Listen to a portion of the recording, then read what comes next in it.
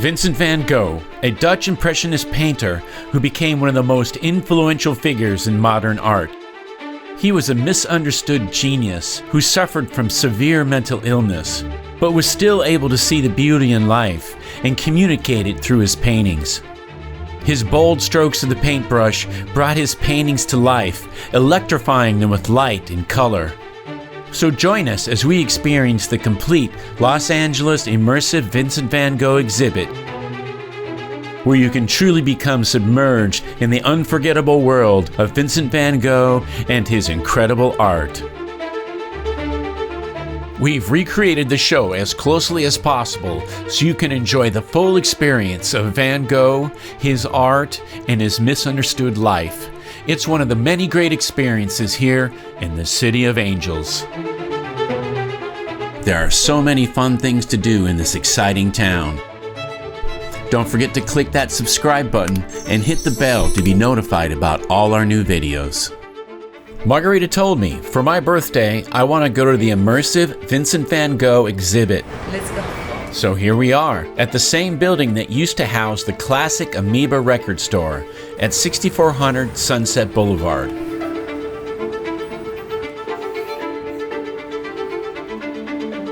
We didn't know what to expect from this exhibit, but we heard it was quite a show, put on in a 500,000 cubic foot space with 64 projectors, 148 million pixels, and 17 miles of cable. So we're sure to get the full flavor of Van Gogh's broad paint strokes and vivid colors.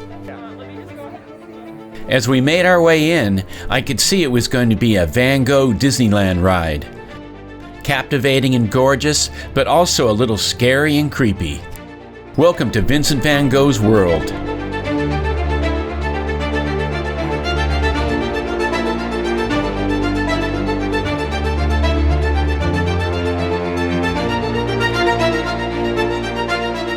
They really exploit his amazing colors and textures.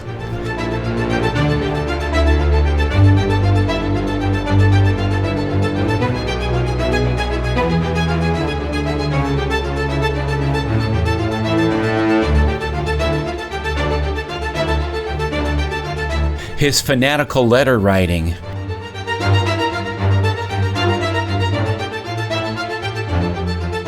and his timeless quotes like this one. The beginning is perhaps the most difficult than anything else, but keep heart, it will turn out all right. Definitely words to live by. From the very start, they have made Van Gogh accessible to everyone, complete with fake sunflowers and Van Gogh-style Hollywood sign art. I don't think he's ever been more popular. The best thing about this exhibit is, if you have the mobile app, you can listen along as they tell Van Gogh's life story through the progression of his art. We've recreated the audio and visuals as closely as possible so you can enjoy the full exhibit. Here you go. I hope you enjoy.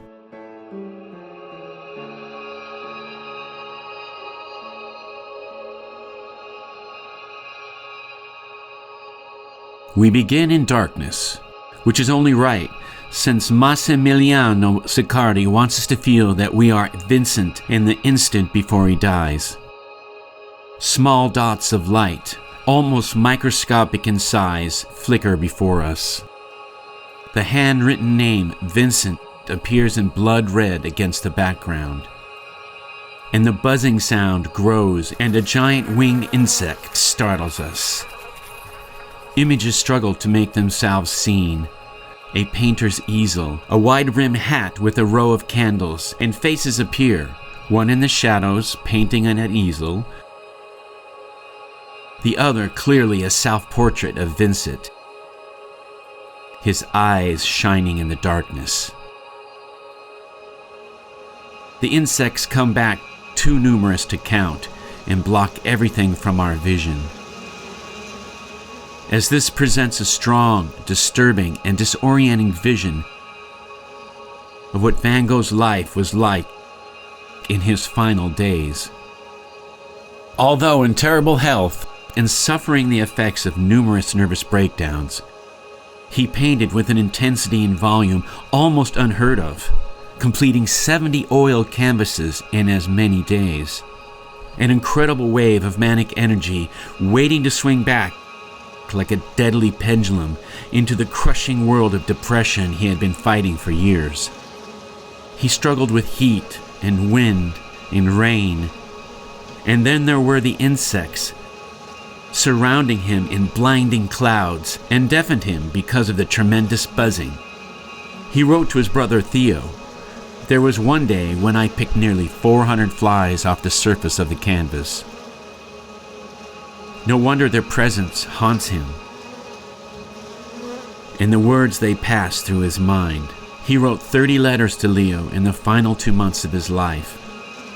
The last one began, "I risked my life for my art, and I almost lost my mind. But that is fine." After the ominous beginning of the prologue, it might seem strange to explode suddenly into Van Gogh's brightest, happiest works, his sunflowers. But there is a method to this madness. Before starting on the painful journey through his life, Vincent chose to remember joy,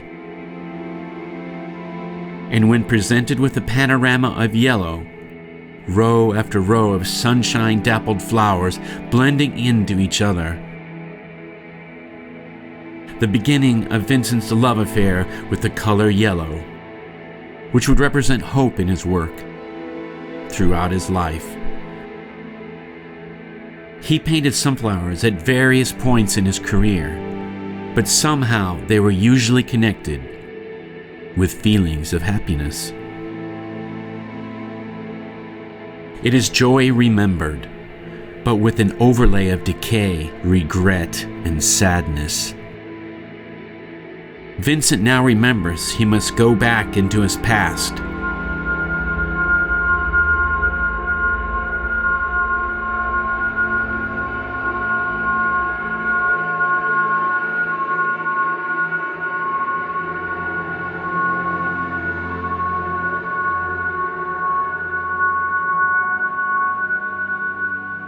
The gray vistas and the skeletal trees that swim around towards us leave little doubt as to what kind of flashback Vincent is experiencing as he looks into his past. He always remembered it as cold, loveless, and a forbidding period in his life. And the art he later created at that time and place echoed his feelings. He was born March 30th, 1853. Exactly 1 year after another brother named Vincent was also born, and died the same day. The skies hang low with clouds, solitary figures, wandering forests. It was austere, cold, and sterile. There were spirits of his spiritually released stern father, a Dutch reformed banister, and his economically controlling mother. They find their way into every face he paints. No smiles, no laughter, a deadness behind the eyes. The first light to appear is a candle that lets us examine the Bible, the only object treated with any reverence in his home.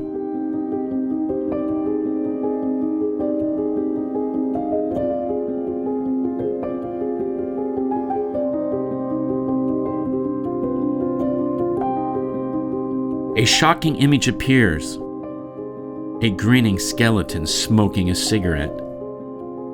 Vincent painted it during his unhappy years studying at the Academy of Fine Arts in Antwerp. His professors often accused him of being able to accurately portray human anatomy. So he reminded them he knew the human skeleton all too well. Then we see a solitary burning lamp, followed by a plume of smoke rising from a humble meal of potatoes.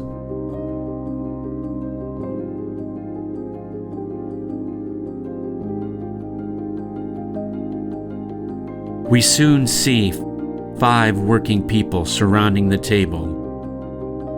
a synthesis of all that Van Gogh grew up surrounded by. Hundreds of faces, thousands of moments lived in 32 years went into this first great painting, The Potato Eaters. And having created it,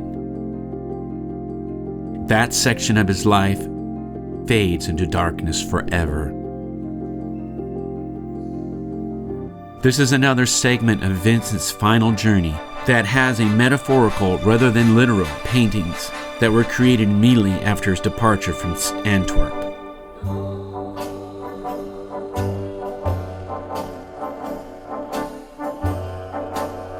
But they do represent Van Gogh leaving behind the repression and colorless sterility of his early life for a world full of possibilities.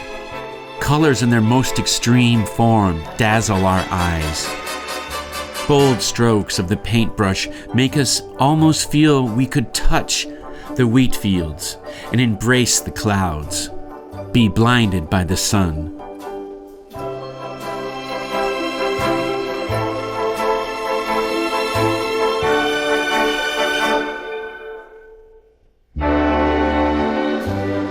The laborers we see here are not the stooped, servile medium from the past, but bold individuals who stand tall, proud in their work they are doing.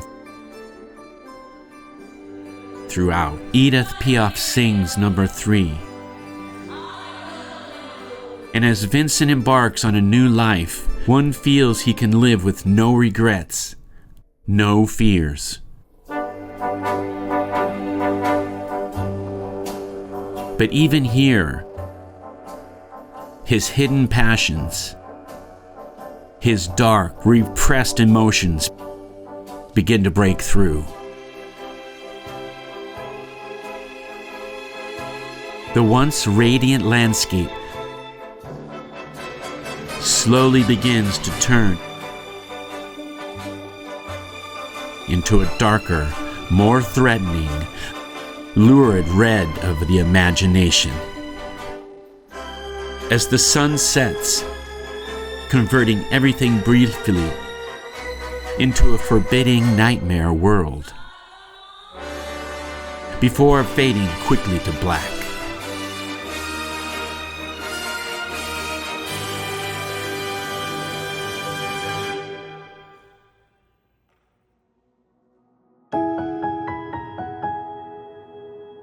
Paris was the place that would change Vincent's life forever. It introduced him to numerous artists who would challenge and influence and inspire him. It also brought him a new sense of perspective on color and light. The 2 quintessential windmills of Mammoth would make up his settings here, as well as the distinctive cobblestone streets found everywhere, and the bridges over the Seine. This was the city where an artist could wander aimlessly, yet always discover something worth seeing. Vincent's colors are still somewhat muted and tentative, forming the bridge between the painter he was and the one he would become. What's to be gained here, he said, is progress. He found a small studio where he could continue to work and paint. He also discovered that this was a city of cafes where conversation and human contact were as vital as wine and cognac. He began to fill his canvases with people, studying them with an eye more telling than any cameras.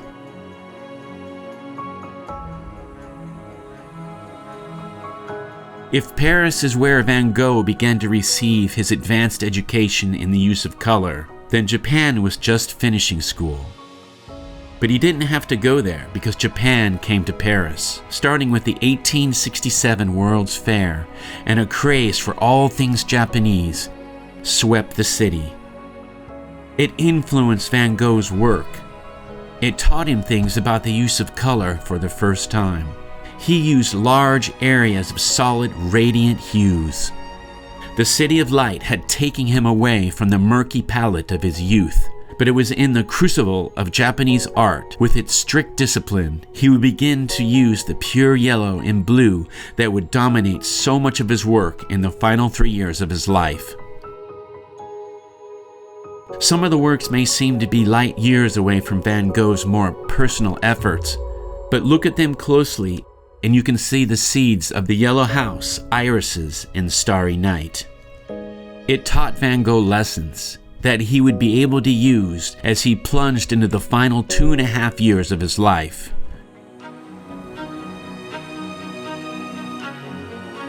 When Vincent arrived in Arles in February 1888, it almost seemed to him as though it was the place he had wanted to be all of his life. It was small, but not too small. A man could get to know the characters who frequented the bars and restaurants. And if Vincent drank too much absinthe, as he often did in the evening, they'd help him find his way home. His first focus was on the town where he would live. He rented 4 rooms in a house that he would eventually paint bright yellow.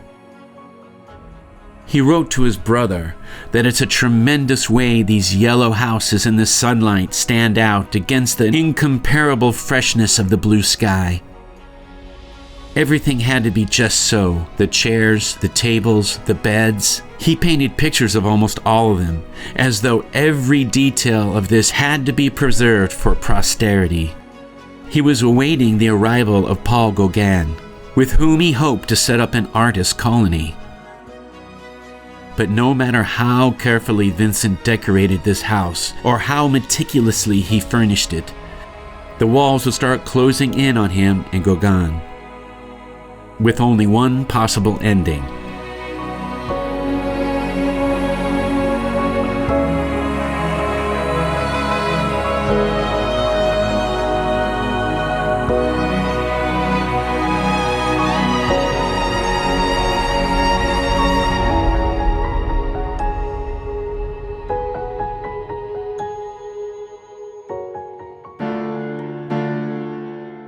On the night of February 23, 1988, Vincent's madness finally took control of him and would never truly let go until his death 19 months later.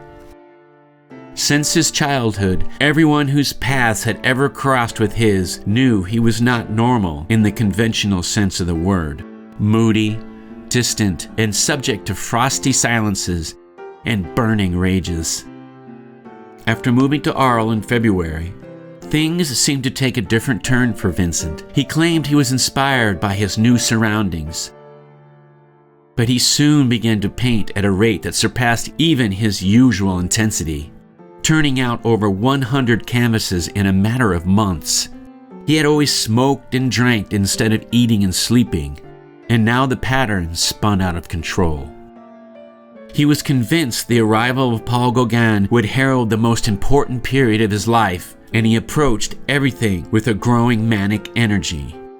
And once Gauguin arrived, things quickly began to fall apart. Vincent became more erratic. Yet another relationship with a controlling older man in his life had made him feel worthless and reminded him of his father. On that fateful December night, the two artists quarreled, with Gauguin leaving to spend the night in a hotel. Vincent slashed his left ear off with a razor, wrapped it in a handkerchief, and then presented it to a woman who worked at a nearby brothel. He then returned home and passed out. The police found him the next morning in a blood-soaked bed. For several weeks, he remained in a state of delirium in the hospital. Strange images passed through his mind. He had painted the beautiful scenery of Arles in the spring and fall in a redeeming light. But now, in his madness state, everything seemed threatening, changing shape in an alarming way, with skies the color of blood, and trees whose branches seemed to be demons intent on strangling him. Only darkness and oblivion. This was perhaps the greatest tragedy of the final years of Van Gogh's life. Nature, which had nurtured him, consoled him, and inspired him, soon became frightening. There is no way he could escape the darkness that was building in his mind. Trees that once were friends now become enemies. Sunflowers that were once the symbol of regard he and Paul Gauguin had for each other became a confused morass of decaying blossoms.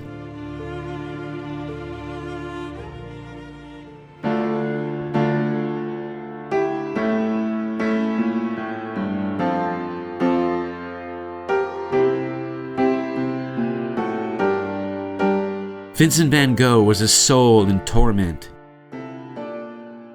trying to find a way back to the happiness he had known, however briefly.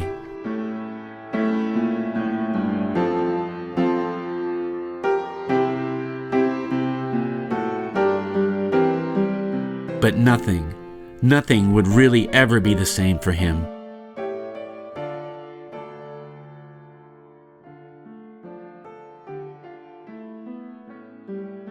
Only darkness and oblivion would relieve the pain.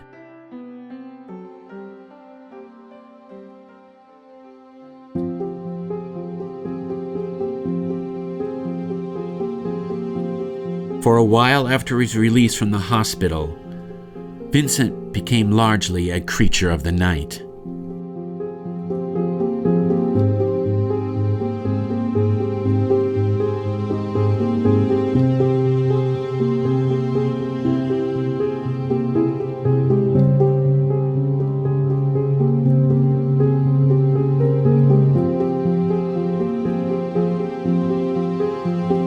He was haunted by insomnia and paranoid fantasies that people were trying to poison him.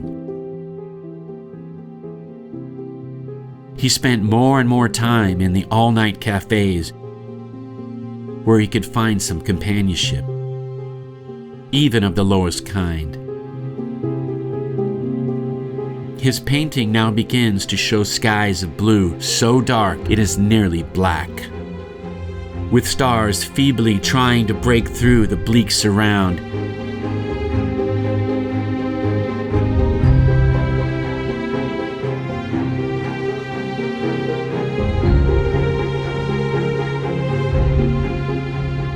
We see tables on a cobblestone terrace clustered together in available light,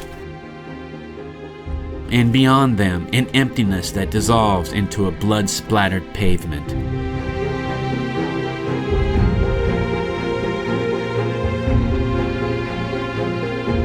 Before finally becoming the crimson walls of another cafe. This is where the dregs of society cling to the walls,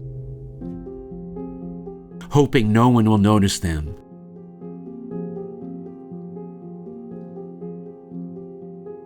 Sad faces with empty eyes.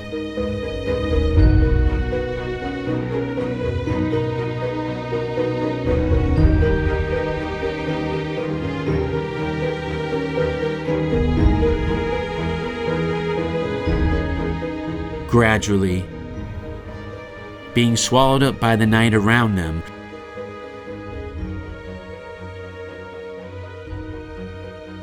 until they all find their way home.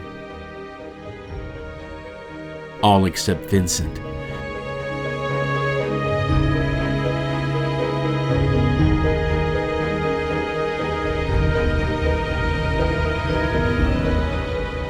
Who sits there until only one solitary lamp remains.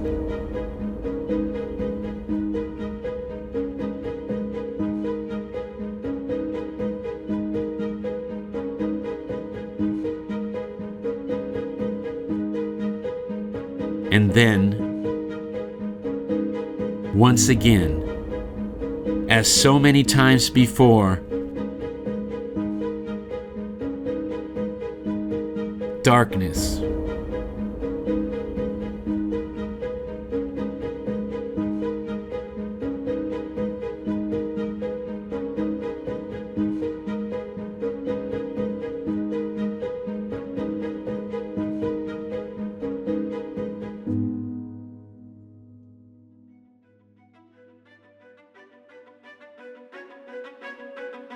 Vincent came to realize he could not remain in Arles with intense passions and troubling memories.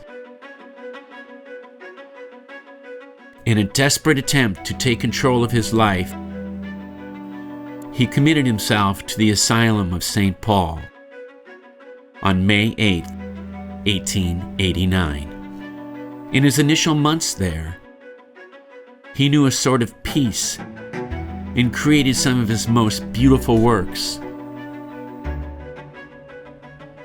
like the study of irises and his famous Starry Night. It's almost as if he had discovered a new kind of color.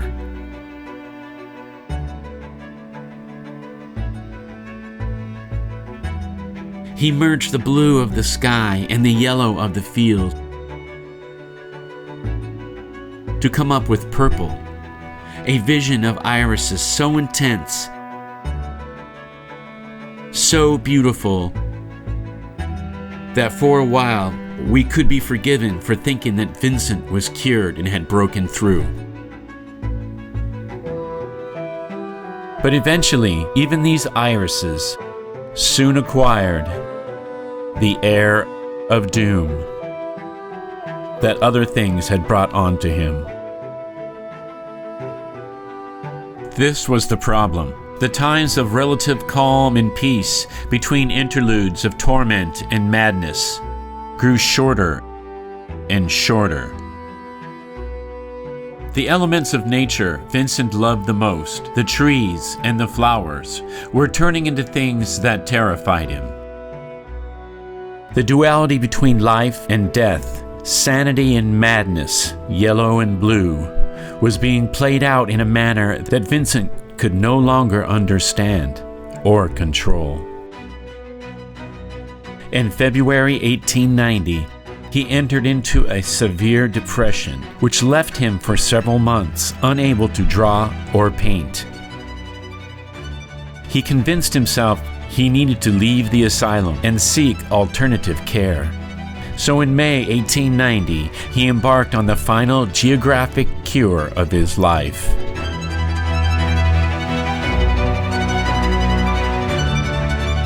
Heading north through fields that still remained blazingly yellow, while the blue skies above them rapidly grew darker and more ominous every day.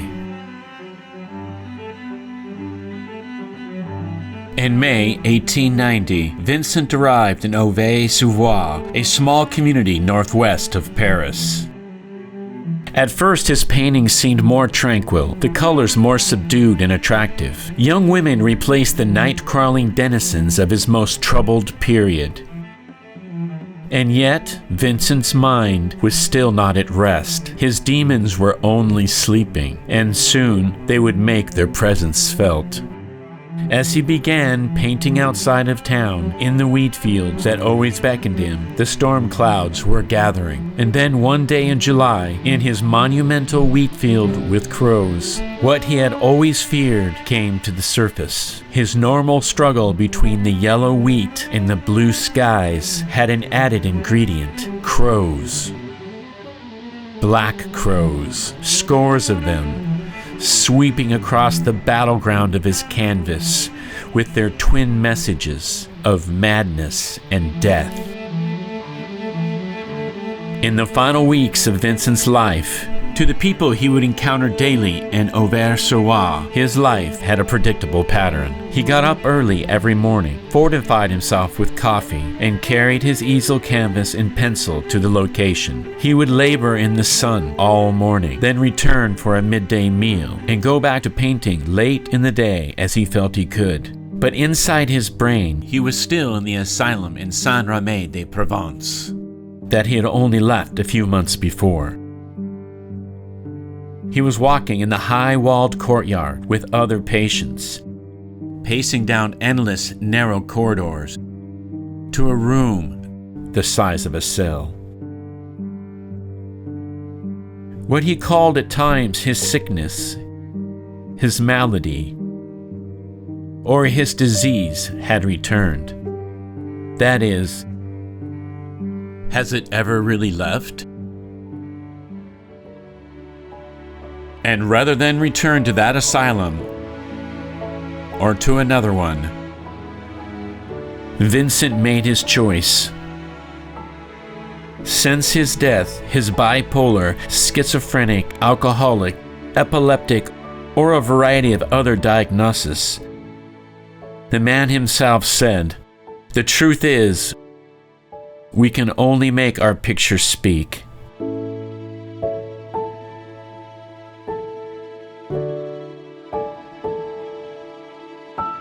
That was from the last letter he ever wrote, but never sent it to his brother.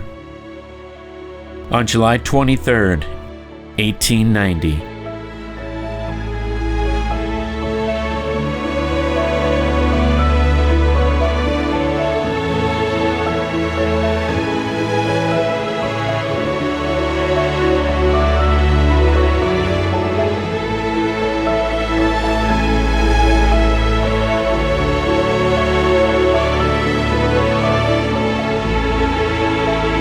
Four days later, Vincent Van Gogh put a revolver to his chest and pulled the trigger. We end with two paintings of innocence, one of his most famous, another less well known but equally important. Their titles are almost the same. They both combine the colors and the themes that obsessed him all of his life. The first is Starry Night over the Rhone, which he painted in Arles in September 1888. It's a symphony of blue highlighted with splashes of yellow and green, a work as fluid as the famous river it depicts, so much so that it's almost impossible to see where the water ends and the land continues and the sky finishes. Vincent painted this in the early months of his time in Arles, when he still thought everything was possible, and his dream of an artist colony might come true. It's a calm painting, but not a joyous one. There's a darkness there, and the stars don't provide much illumination. Compare it with The Starry Night, painted in South Remy only 9 months later, in June 1889, shortly after he had entered the asylum there. In this work, the sky dominates, and while the brooding Van Gogh blue is still a major color, the stars have much more importance.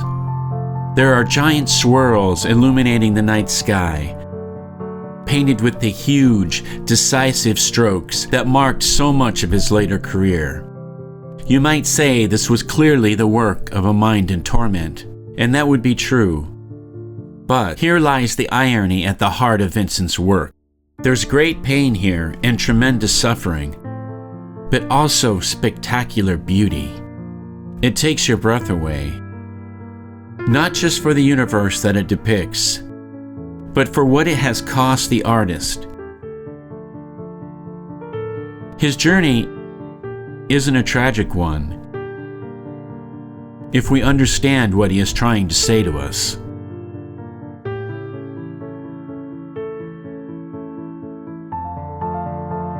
As Oscar Wilde wrote, 2 years after Vincent's death, we are all in the gutter, but some of us are looking at the stars. Thanks to you, Vincent, we will never stop looking at those stars. And when we do, we will think of you and how much pain you suffered so that you could give us so much beauty.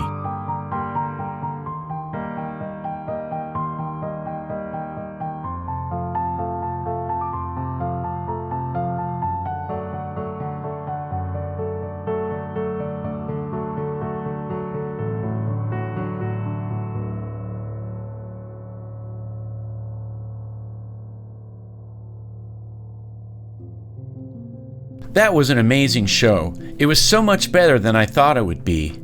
To see Van Gogh's broad brushstrokes bigger than life, you were really able to see his genius. I didn't realize how much he suffered from mental illness and how much he sacrificed to share the beauty he saw with all of us. I have a whole new understanding and respect for this astounding artist. If you have a chance to go to this show, do it.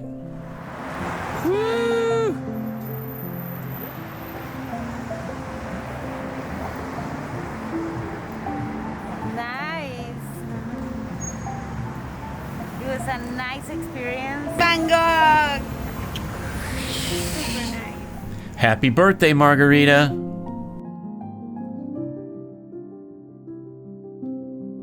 Don't forget to click that subscribe button and hit the bell to be notified about all our new videos.